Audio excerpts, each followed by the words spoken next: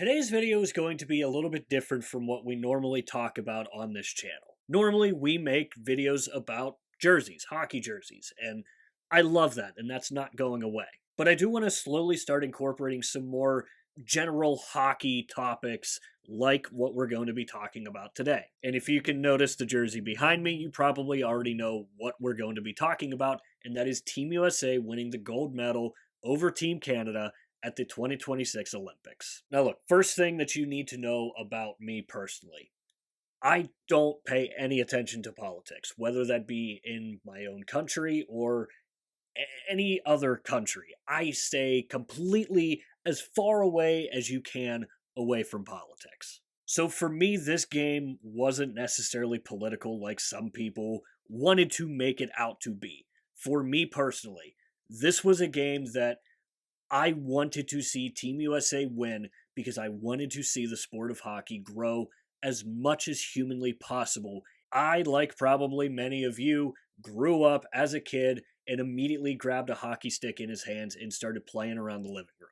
For as long as I can remember, hockey has been my entire life, my outlet when life in general starts getting in the way. So obviously, I want to see this sport grow as much as humanly possible because I am a strong believer that hockey is the greatest sport on the earth, and I firmly believe that it can be just as big as all the other major sports in the US. So for me personally, yesterday's game was not about politics. It wasn't about trying to steal the game away from Canada. It was about trying to grow the game as much as possible. And wouldn't you know it, yesterday just so happened to be the 46th anniversary of the Miracle on Ice game. A game that very much so had a lot of political significance behind it, not necessarily to the degree that we saw yesterday, but the impact that moment had sparked generations of hockey fans. If you go back and you watch the documentary about the 1996 United States hockey team that won the World Cup of Hockey, they all talk about wanting to recreate the Miracle on Ice. Seeing those guys talk about Mike Eruzione and Jim Craig and all the other big names from that 1980 team, the 1996 World Cup team talked about doing that same type of thing, and they did it. And then it eventually moved on to the next wave of US hockey, where they talked about watching guys like Keith Tkachuk and Mike Modano and Tony Amonte. And fast forward to now, this new generation of US hockey has new heroes. Kids are going to be waking up for a long time trying to recreate the Jack Hughes goal, just like everyone tried to replicate Mike Eruzione's goal. And for Canada, they have this moment. It was Sidney Crosby's golden goal in 2010. And look, Sidney Crosby is my favorite player, my favorite athlete of all time. He is my childhood hero. He is the guy that I will always look to when I'm feeling low. So in my mind, Sidney Crosby can do no wrong.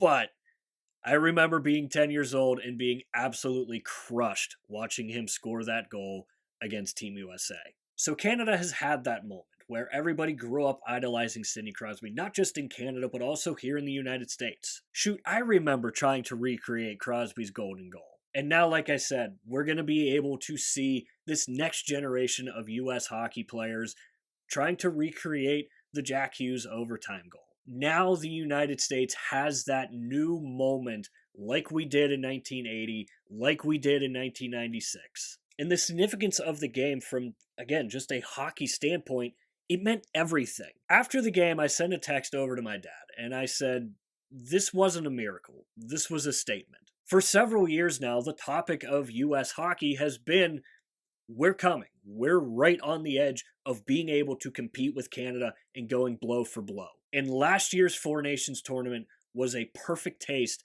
of what this U.S. team is truly capable of. Many believe that this team is the greatest U.S. hockey team ever assembled. And obviously, time will tell just how good this team actually truly was, but being able to show the world and show Canada that they are here. They're finally here. And it all started when they started winning from a young age. They started winning the U18 tournaments. They started winning World Juniors championships.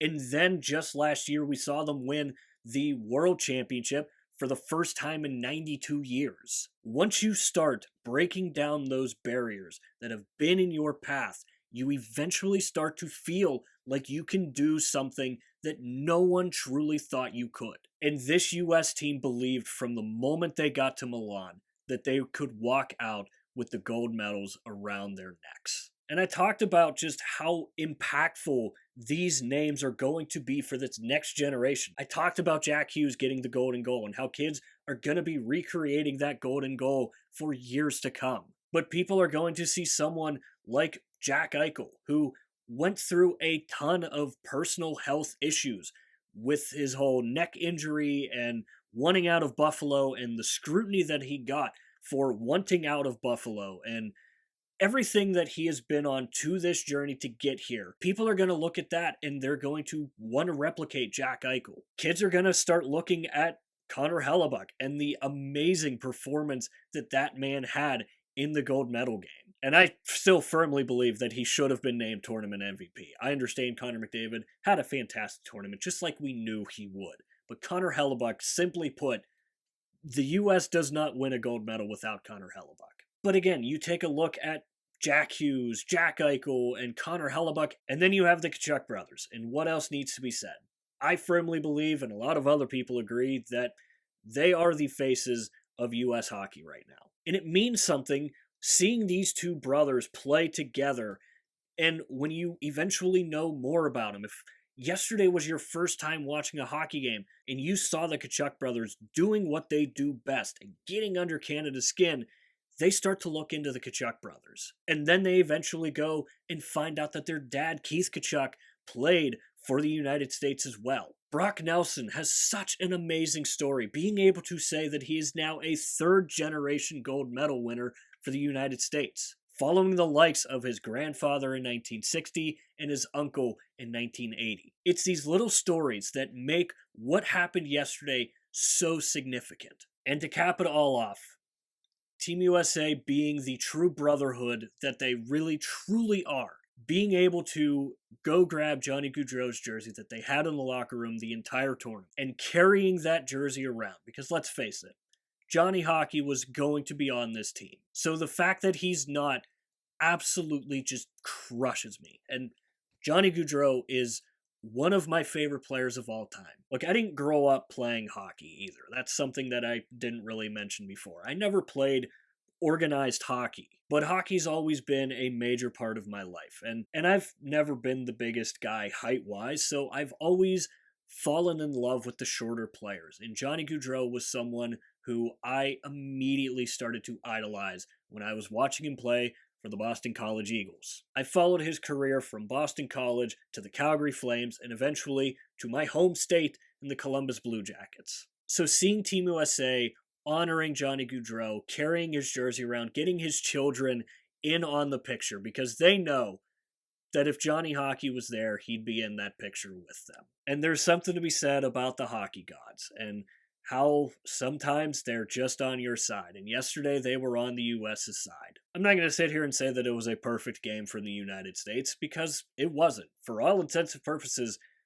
Canada really dictated play. And there was a long time yesterday where I just sat there wondering when it was going to eventually, inevitably happen, because that's what always happens in US versus Canada. We saw it last year in the Four Nations. US goes up, Canada ties it, ends up winning in overtime. And it just felt like that was going to happen yesterday. And the moment that I truly started to really believe that it could happen is when Nathan MacKinnon missed that empty net. And again, Nathan MacKinnon is one of my favorite players of all time. I have his jersey hanging up upstairs in my room for a reason. It sucked seeing Nate MacKinnon miss that empty net, and I know that it has to be crushing for him as well. But sometimes you got to be lucky to be good and good to be lucky. In the United States, with some luck on their side, and Johnny Gaudreau watching from above, ended up getting the job done. So again, this is a very different video from what I normally post on this channel, but it's something that I really wanted to start talking about.